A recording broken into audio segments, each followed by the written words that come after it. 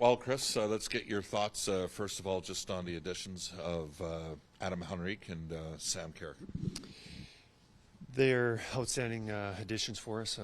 Give us a lot of flexibility with our lineup, especially with Adam playing a lot of left wing, center, depending on what we need from game to game, and versatility.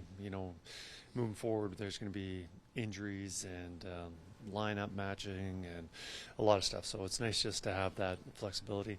And Sam also being able to just that role, just being a physical shutdown, versatile player, also ability to kill penalties, take key face-offs. So it's good additions to what we need. They were number 1 and number 2 in time on ice for forwards in Anaheim on the PK. Will you deploy them starting tonight on the penalty kill? They will see some time on the penalty kill. Our lineup groups for the penalty kill will switch up just a little bit. Mark and Brown will obviously change up a little bit, and Mark probably spot shift with those two, depending on the time and what we need at that situation. But yes, they will be both killing tonight. Can you give us the thought process on Henrique starting with Leon Draisaitl and Evander Kane? He's played wing, but just give us your thoughts on why there of the places you can choose to start. Yeah, we're looking at him playing that left wing with Leon, or playing the center in the third line. Just feel that I think building up that second line, having a little more scoring there. Obviously, with his he's on pace for about 25 goals this year, so he'll definitely be a good complement for Leon. And hopefully, the sooner we put those guys together, see what they have, and hopefully we can build some chemistry. What kind of digging would you do in terms of his, or would you have time to do in terms of his history, time spent on the wing, in that sort of top 6 type role, production-wise, what works for him? Yeah, we just looked at a little bit on that, and not necessarily. It's so different because where he's been deployed, obviously, is a different situation here at Edmonton, just because of who he's playing with, the minutes. Maybe he was more of a left wing up there or a center, and you compare it to his, his strength of his line mates. The role, is he more of a shutdown? Is he playing against other teams' best lines? So it's difficult. And also the factor of playing with Leon is I'm pretty sure few wingers have that ability or that luxury of playing with that talent. So I think for us right now, it's the most important thing is just seeing if there's some chemistry and there's something to build on. So you got about 20 games, 21 games here to figure all that out before the playoffs start. Is part of this next 20 games just trying everything and figuring out your chemistry and finding out what works? Yes and no. Yes, I think it's most important to find out what works, but we are in a chase up in the standings on getting home ice advantage, and giving us the best opportunity to have success in the playoffs. We'll be finishing with the most points and getting as many wins as we can during this regular season. But we also know that that is important, but how we play and the details, but also the chemistry, is important for us to figure out too. So as a coaching staff, we'll have to balance that. What's the situation with Dylan Holloway?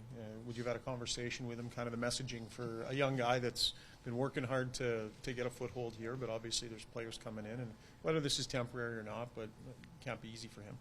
Yeah, we talked to him. Ken talked to him at the hotel. I talked to him here at the rink, and it is difficult, where especially for a young player who had been playing really well, starting to make strides and getting some playing really well, and more of a circumstance. And when you have a good team and a lot of good players, you have to make some difficult decisions. But for him to play a minimal role here and being a healthy scratch, if that be the case, I don't think that's beneficial for him or the team. And there'll be times, whether it's next week, 2 weeks, playoffs, whenever it is, we'll see him again in our lineup and playing regularly. And I think it's important that he does go back and plays in Bakersfield. Kris, switching focus just briefly, and I know the focus is on your team, but you have played Columbus before this year. They're fast, and they were really good through 2 periods in that game at Edmonton. A little bit of a refresher for you guys. I mean, sometimes it's one thing to get up for the Crosbys of the world, but this is a team that can skate. Just your thoughts on the matchup today. Yeah, they do have. They can skate. They can also have some skill. They score definitely off the rush, and they work very hard. And when they do have success, that's pretty much they'll outwork teams and with their skill be able to capitalize on their opportunities. And for us to, take them for granted or anything like that, that'd be a big mistake by us. We'll, I think we've been playing some pretty good hockey of late, and we want to continue building and, talking to our players. So often you add, you have additions to your team, and on paper you are better. But typically as a group, you sometimes look back and say we're better, and everyone just takes a breath, and their intensity is not quite as well or as high, and they don't play as well as they should, and everyone just 2 or 5% less. Well, that your team's not as good, and it's important that we did get stronger today. We added 2 very quality players that are going to make us better, but it's important that everybody else doesn't take a step back. Kris, is it your intention to give this group of 12 forwards that is going to play, you think it's going to play tonight, a good run here, or do you want to kind of mix in Connor Brown to keep him part of the mix? No, he'll be part of it, and especially when we're playing back-to-back. And I've not forgotten about Connor. Connor has also been playing really good hockey. And, my eyes see that. I think he's been playing really good hockey. The analytics back that up with his expected goals for, his opportunities that he's generated, whether he's shooting or setting those up, spending a lot of time in the offensive zone. And it's just unfortunate that somebody has to come out, and before we had other players have to sit out even though they've been playing well. Connor's another one. The decision, sorry, Shagar. How about the decision of starting Calvin Pickard tonight and what that kind of means leading into the weekend? Calvin's played really well and deserves to get the start. And you look at where our schedule is after this road trip, and it's spread out. We don't have many games, and we don't want to get him go cold and have some starts. And if he didn't play this one, it'd be a long stretch for him, which isn't good for him. And I think he's been playing well, and so is Stu. But I think to keep the momentum of both of them playing well, felt it was important that he got this start. You've given Kane and Draisaitl a few looks together, in your time here. What would you say you've seen from that combination, and what's the key to them clicking? Both clearly with pretty impressive skill sets, but where do you think it's been, and what's the key?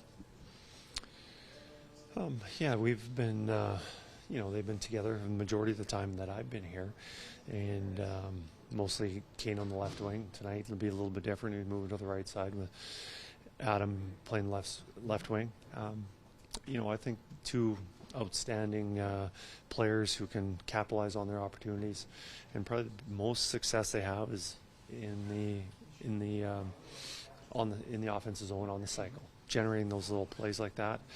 And with Adam being here, we'll just see how he fits into that mix. They're both top line players, and hopefully the 3 of them will work out well together. Great.